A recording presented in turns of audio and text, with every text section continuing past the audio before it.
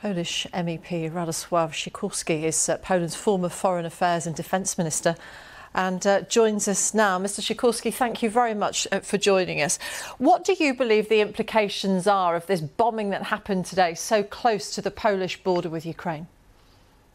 I think they are bombing Ukrainian airfields in western Ukraine because they fear the delivery of the MiG-29s.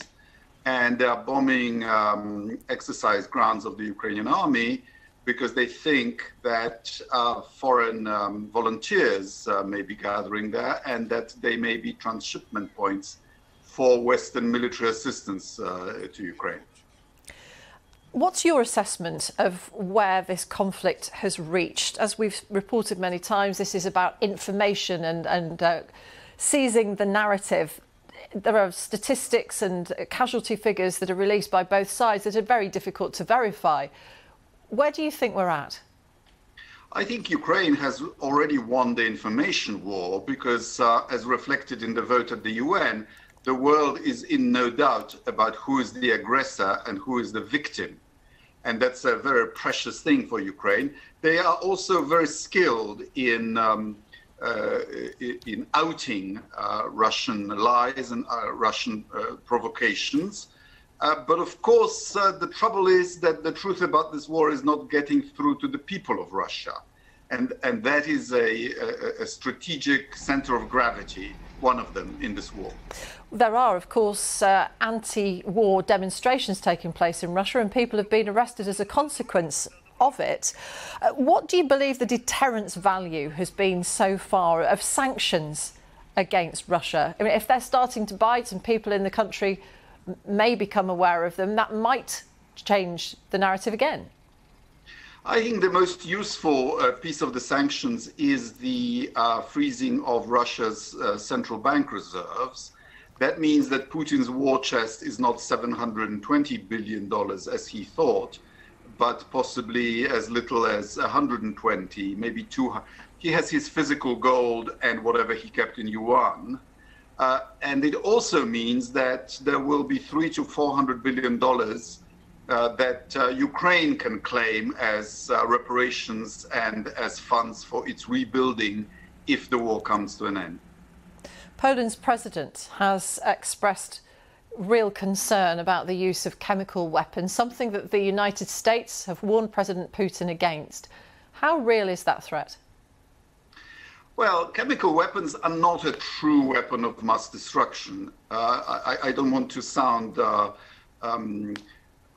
distant from it, but I'm just telling you like I think it is. They were used during World War I in military terms to not that great an effect. So I think if they will be used, and there are some reports that come in, it will be a propaganda ploy by the Russians to try to pin it on the Ukrainians in order to change the tide of the information war. But so far, we've managed to warn public opinion about Russian provocations, and they haven't worked. And I think everybody is prepared for this lie as well.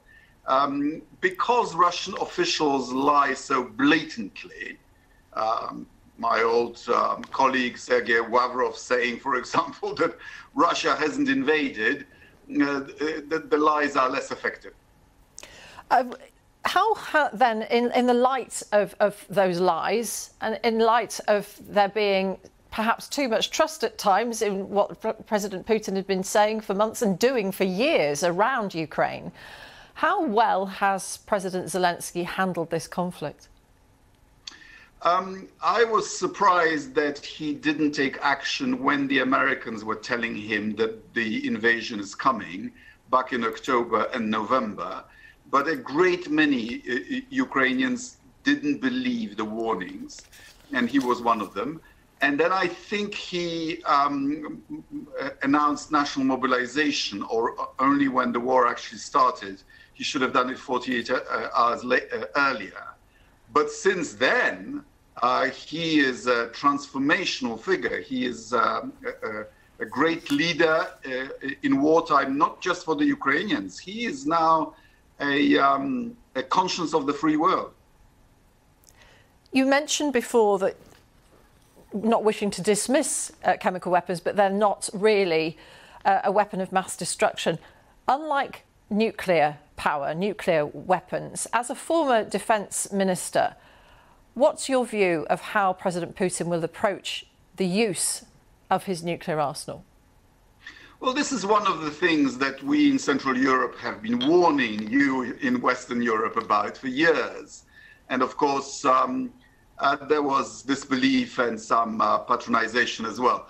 So you didn't believe us then, therefore you should believe us now that we've been vindicated. And so what I'm telling you now is that the Russians have been exercising this doctrine of theirs called escalate to de-escalate.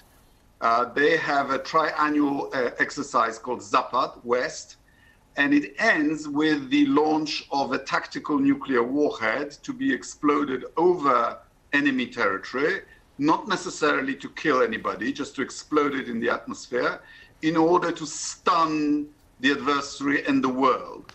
And in that atmosphere of paralysis, to gain a few days in order to achieve their political objectives. We should be concerned about that. But it's also a great risk for Putin. First of all, nuking Kiev wouldn't be exactly compatible with Putinist ideology.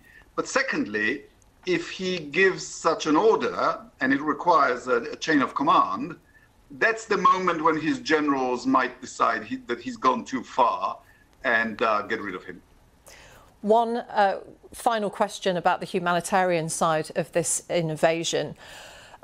Poland has clearly taken a staggering number of refugees from Ukraine who are desperate to get to safety. What sort of extra support does Poland need from the rest of the international community? Just briefly, if you would.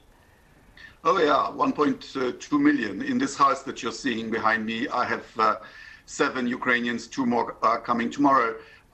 Poland will need money above all, because these 1.2 billion people need housing, they will need healthcare, they'll need education, they will need all kinds of help. But I think the EU is coming through, and we expect assistance to arrive quite soon. Radosław Sikorski, MEP, thank you very much for your time. Thank you.